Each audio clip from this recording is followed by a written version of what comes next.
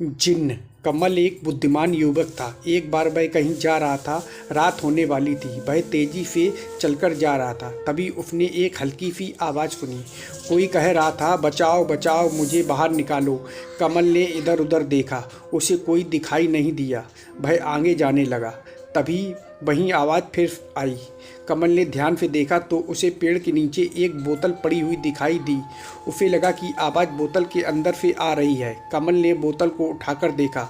उसके अंदर एक छोटा सा चेहरा दिखाई दिया। अंदर कोई बंद था। चिल्ला रहा था, बचाओ बचाओ, मुझे यहाँ से बाहर निकालो। कमल ने बोतल का ढक्कन खोल दिया। अचानक अंदर से ढेर सारा धुआं निकला और साथ ही वह व्यक्ति भी बाहर निकलते ही उसका आकार बहुत बड़ा हो गया। उसने कमल से कहा, मैं एक जिन्न हूँ। एक दुष्ट जादूगर ने उसे इस बोतल में बंद कर दिया था। अब मैं आज़ाद हो गया हूँ। मुझे बहुत भूख लगी है। अब मैं तुम्हें खाऊंगा।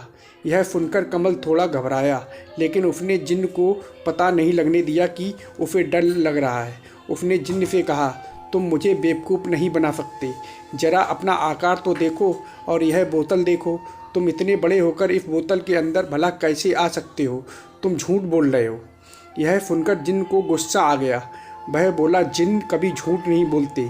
तुम्हें मेरी बात पर विश्वास नहीं है ना? ठीक है, मैं तुम्हें दिखाता हूँ कि मैं इस बोतल के अंदर जा सकता हूँ।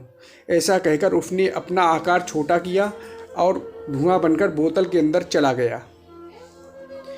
कमल तो यही चाहता था। उसने झट से बोतल का ढक्कन वापस लगा दिया।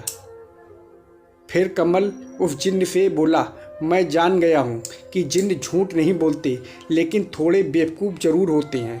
अब तुम यहीं रहो, इसी बोतल के अंदर।